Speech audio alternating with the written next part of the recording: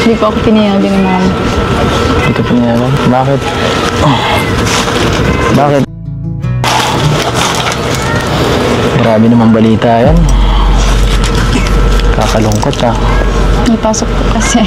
Hindi mo naman sa akin sinabi. Binigla mo. Nakabigla yung balita.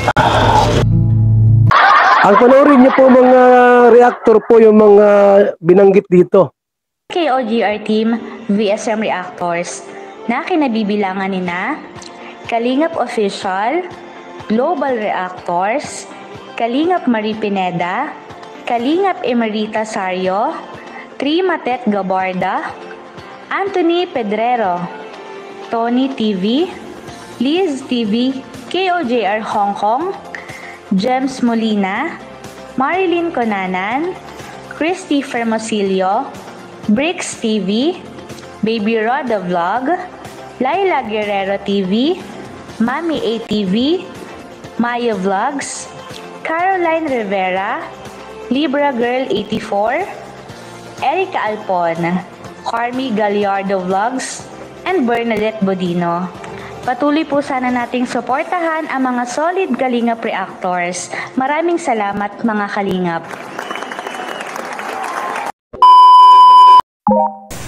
At yun magandang araw na naman at mapagpalang araw sa inyong lahat mga Kalingap At for today's reaction video ay nakita nyo naman sa thumbnail natin At ito na naman ang napakakaiba sa lahat ng mga beneficiary lahat naman yan ay talagang mga pinagagasusan, pero etong bahay nila Beyonce ang talaga naman kahit si Kalingap Rob ay nagsasabing ito na ang pinaka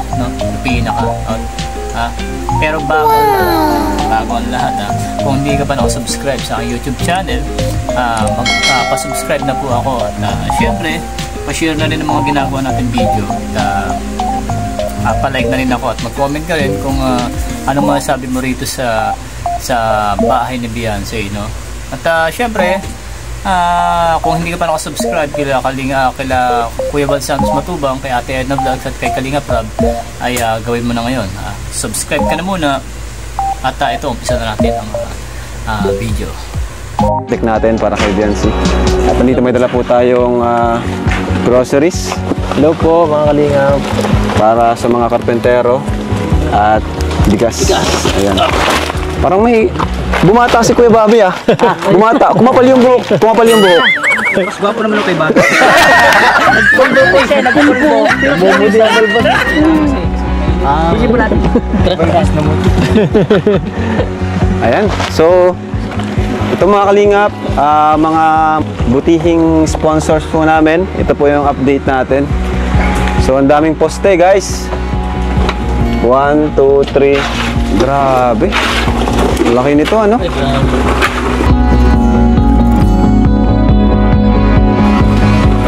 So, ay mga Kalingap, ilan sila? 1, 2, 3, 4, 5, 6. Daan po nila dito. At ito nga po yung mixer na ginamit natin. Ayan. Malaki po ito mga Kalingap. Yan So, ito po kasi ang dito pinaka mahirap gawin.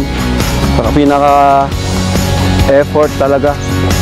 Pinaka ma-effort gawin to. Itong paggawa ng pundasyon. Ayan. So, ang dami nito guys. 1, 2, 3, 4, 5, 6, 7, 8, 9. Ayan po. Ang daming poste. Ayan. Si Super Mac. Super Mac. Saan? Grabe. Mayroon kayong pagkain. Grabe pala. Kasi so ayan, dito po si Super Mac. Yan, shoutout po mga Kalingap. Grabe pala. Dahil palang poste nito, Oo, bali siyam na poste ito. Grabe. Ganito pa lang talaga pag second floor, Nagbo-boost pala kayo para sa poste. Oo. Gaano kataas ito, insan? Ang elevation niyan halos nakangat lang ng isang patong diyan sa kabila. Yung flooring ng kabilang bahay. Grabe. Nakataas pa dyan ng isang hollow blocks. Grabe ano. Laki nito. Malaki-laki talaga ito. Talagang Malaki din pala yung inano nyo, space. So, anong magiging ano nito? Saan yung, di ba mayroong siyang isang ano, parking? Oo. Dito? Yung pinaka-parking niya dito, no, yung gilid na yun. Yung Kasi gilid ito, dito. Okay. Kasi ito, bahay na to. Oo. Bahay, ibig sabihin, kabahayan na to. Kabahayan to, kabahayan. Malaki. Tsaka So, yung sala ito, sala ito? Ito yung sala? Buong sala ito. Malaki yung sala. Kasi ang mangyayari, isang kwarto lang naman sa baba. Ha? Isang kwarto lang naman gagawin natin sa baba. Isang kwarto yan. Ano ba, ito kwarto Oh, yan. yan, yung kwarto yan eh. Kwarto na talaga yan. Yung may poste na yan. Kung saan na yung master bedroom. Master bedroom. Then ito, Isang sala ito, itong malaki Oo, na to. ito, salas to. Ibig sabihin, ano talaga, malaki yung salas. Tapos kusina ito. Oh, Maganda. Dito muna ma-front yung sa hagdan, yung step. Hagdan. Ito ang magiging kusina nila. Ayos. Grabe. Itong area na to. Yan ang magiging So dito kusina. pa lang insan sa Buhos, magkano na insan yung inabot natin? Di ba nag-order tayo nung una? Ang una order natin ay halos nasa nasa 100 plus. Ano yun eh, nasa 130k. Oh, yeah, 130k po Tapos yung meron unang pa order natin. Siyempre, may bagong order na naman kayo. Bago na yan. 100 plus na naman siguro yun. Oh. So ganun mga kalingap, kagastos po. Kasi second floor po kasi ito. Ano? Oh, tsaka talagang quality na yung mga bakal na ginamit ko dito. Ha? Tsaka yung mga bakal na ginamit ko talagang pang ano na yan. Heavy duty na. Kung saan. Pang heavy duty na. Saka ano talaga, ito talaga yung isa sa matrabaho dito, di ba? Oo, Itong yan. Pundasyon. Pundasyon. Yan talagang pinakamagastos sa lahat.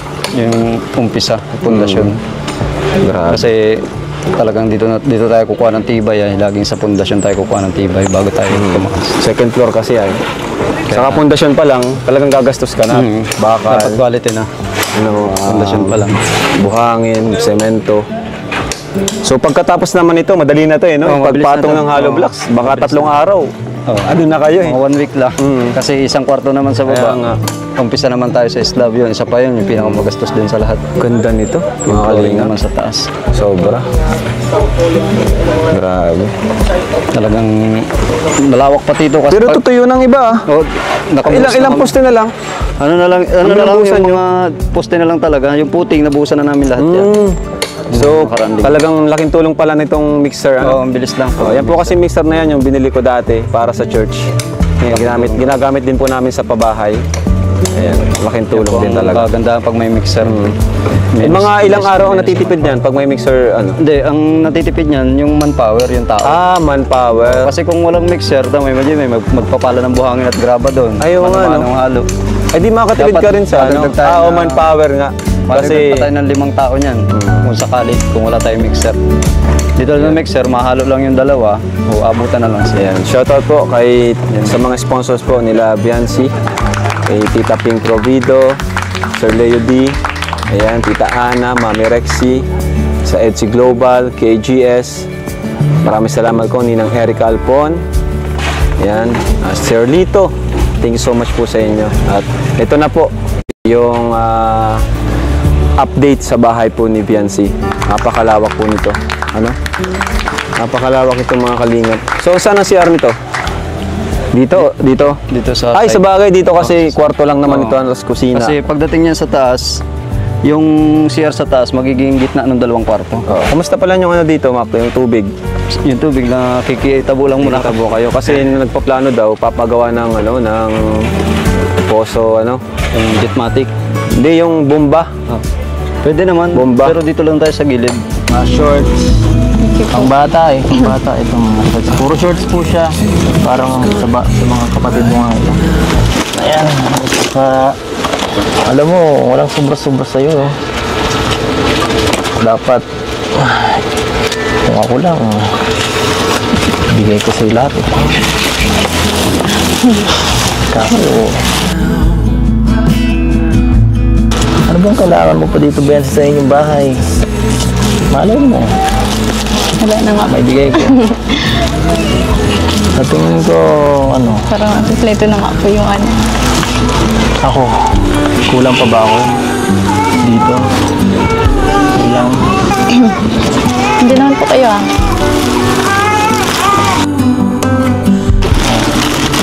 Buti naman alam mo. Ito pa oh. At ayan, yung mga damit na naman po. Kulang na nakasulat eh. Walang nakasulat. At ayan po, itong mga damit na naman po para kay Beyonce. Kung kayo naman po ito nanggaling, thank you so much po. Wala po kasi nakasulat. Yan, salamat po, mga damit din po siya. Mamahalin po pati yan. Mamahalin. Yan po, thank you so much po talaga sa mga nagbibigay po ng tulong po sa amin. Kahit po sobra-sobra na po yung mga binibigay niyo. Hindi po ako magsasawa na magpasalamat. Na-appreciate ko po yan lahat ng binibigay niyo po sa akin. Binibigay ko. Na-appreciate mo. Pagmamahal. Naku. Walang kabayaran. Ito po ang galing ko yan. Kanino ba to?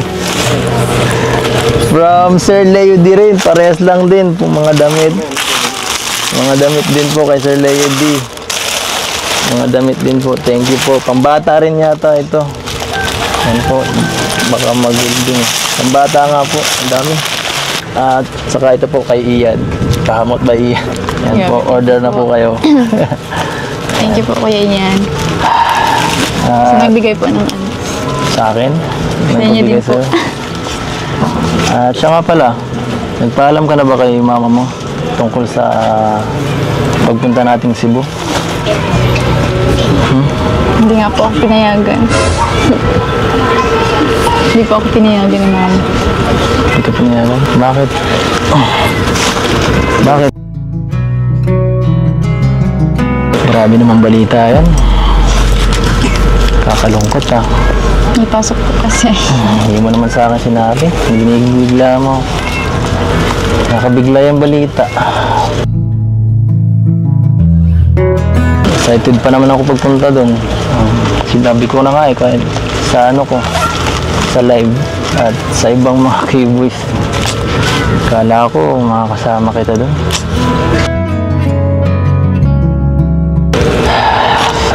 Sayang. Excited pa naman ako mag-vlog tayo dun. Pero, sige, okay lang.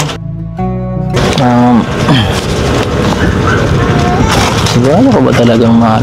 Hindi ka pinayagan? Pwede kausapin ko muna si mama mo. Baka mapilit ko siya.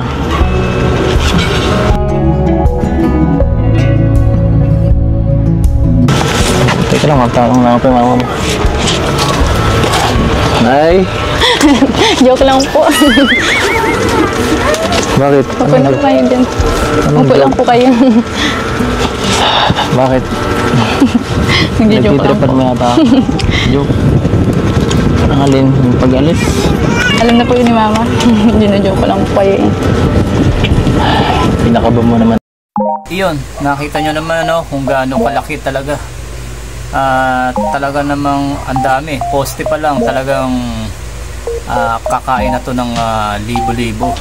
At syempre nandiyan pa yung materialis, yung labor hindi ito basta-basta pabahay. Ilang trabahante ang gagawa rito sa ganito kalaki. At narinig naman natin sa usapan nila na itong plano ni Supermac na gawin ay nakaprepare ang parking ng sasakyan. So ibig sabihin, pag tagal-tagal, maaring grabe, ito yung kauna-unahang beneficiary na may sasakyan. Wow! Kasi nakaprepare na hindi malaman mangyari yan, kasi marami talaga nagmamahal kay Beyonce, Kaya talaga namang sobrang blessed nitong batang ito mula nung umpisa pa lang na nakita siya, nakilala siya ni Dr. Love hanggang sa kasalukuyan na natutulungan siya ni Kalinga Prab at ng mga nagmamahal sa kanya, yung ating mga mahal na sponsors at yung iba nating mga kababayan na talaga naman nagpapaabot ng tulong kaya yan. Yun, ang nakakatuwa pa nga rito ay wala silang tanggi kung saan sila dalhin kasi tinulungan sila ni Kalinga Prab. Kung iba-iba yan malayo, siyempre magsasuggest na baka pwedeng sa malapit na lang tayo bumili o sa malapit na lang tayo kumuha ng lote, pero sila hindi, go lang sila dahil ganun nga sila kaintindi at ganun sila tumatalo ng utang na loob hindi na para mag-complain, ano. Besides, nagpapasalamat na lang sila sa lahat ng mga nangyayari, ano. Kumbaga, tama nga naman kasi ikaw na nga lang binigyan, ikaw na nga lang yung tinulungan, ano, ikaw pa ba yung mamimili? So, yung tumutulong sa'yo, ang mas nakakaalam ng mas maganda o ng best para sa inyo, no? Kaya tama lang na yung sagot ng tatay ni Beyonce na sila ang bahala, no? Sila ang kalingap ang bahala. At hindi sila namimili ng lugar kung saan okay, kung saan mas makapag-aral yung mga bata ng mas malapit sa school, why not? Yun ang maganda, no? Sa isang beneficiary.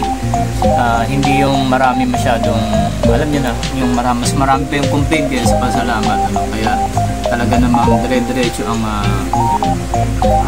blessings dito sa pamilya ni Beyonce, no? At yun, sa ibang tagpo naman, makikita natin kung paano pinrank ni Beyonce si Edo, ano? At sinabi niya nga dyan na hindi siya pinayagan ng kanyang mama, kaya hindi siya makakasama. Itong dalawa medyo may meron silang mga ganong factor na, no? May mga ganyang eksena na sila. Nakakatuwa lang kasi sobrang komportable na sa isa't isa. Yan na kapag prank na si Beyonce, gagawa niya ng biro-biruin si Edo, unlike before na talagang kung hindi pa siya tatanungin, kung hindi pa siya kakausapin, hindi siya magsasalita, no? Isang sign yan na talagang komportable na si Beyonce kay Edo, at syempre sa buong team ng Kalingap, medyo na siya, palagay na yung loob niya, like before, no? Kaya ang talagang tinitingnan natin dito ay yung pahihinatnan ng kanilang love team, ano. Pero ako feeling ko rin hindi na ito love team, kayo, ano po sa palagay nyo, no? Comment nga po kayo kung ano sa palagay nyo ang sa palagay nyo lang, yung parang kayo nararamdaman nyo yung sitwasyon na ng dalawa, yung level na ng dalawa, no? Kasi para sa akin lang, no, para sa akin syempre nagkaka-chat yan, no? Wag na yung nagkaka-text, no? Nagkaka-chat yan.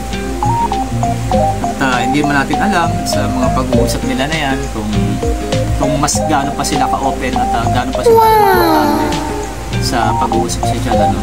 Pero ako, malakas ang pakiramdam ko dyan. Malakas ang pakiramdam ko na may something na yan sa loob ng chat box nila, no, sa mga kanilang personal usapan. Pero ano pa man, no, ang kahinatnan ng dalawa ay alam ko na kayo mga solid EDSA fanatics na kagaya natin, no, na reactor na solid sa lahat ng love teams, ay Kalingap love teams, ay talagang full support tayo, no? Ako naman, kahit kaninong love teams, basta obra ni Kalingap Rob, ay support tayo dyan, full support tayo, 101% ang supporta natin, basta makakatulong sa kababayan natin na Pilipino, ano. At yun, no, nagtagumpay si Beyonce sa kanya pagka-prank dito kaya Edo, kaya talaga naman napapuntong hininga na lang si Kalingap Edo, dahil hindi niya akalain na may ganung banat na si Beyonce. Kaya ito, nakakatuwa. Andito na sa ganitong level ang kanilang pag-uusap, anong tawag dito?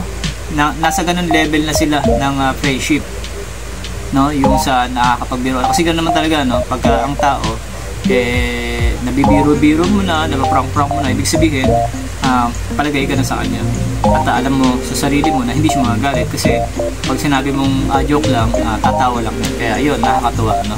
At yun, kung di ko po nakasubscribe sa YouTube channel, pasubscribe na lang po. At kung nagustuhan po yung video na to, maraming salamat, at palike na rin po ako, at share na rin po para mas kumalat pa at mas marami pang papuntahan itong ating mga ginagawang reaction video sa Kalingap. At syempre, huwag natin kalimutan ang founder ng Kalingap na si Kuya Santos Matubang, at ang kanya may bahay sa Ate Edna Vlogs, at syempre si Kalingap Rob, at ang buong Team Kalingap at lahat ng mga reactors, ano, yung mga official reactors ng Kalingap, especially dito sa group ko na KOGR sa pamumuno ni Kalingap Marie Pineda. No? Shoutout po sa inyo lahat at maraming salamat sa mga sponsors, sa mga OFWs, sa mga viewers and supporters ng buong Team Kalingap. Maraming salamat sa inyo at huwag po kayo mag-isawa sa support at sumabaybay sa mga uploads ng buong team. No? At maraming salamat. Kung ikaw po ay walang masyadong ginagawa at mahabang oras mo, pwede ko pong arborin ang pagkakataon na to para wag skip ang bawat ads na dadaan sa aking video para naman sa ganun ay makatulong kahit paano. Yun lang po, maraming salamat po at muli po, God bless po sa inyo lahat at pagpaalang araw po sa atin mga kabayan sa mga kayo sulok ng mundo nandoon ay mabuhay po at mag-ingat po. Bye-bye! Tungkol sa pagpunta nating Cebu.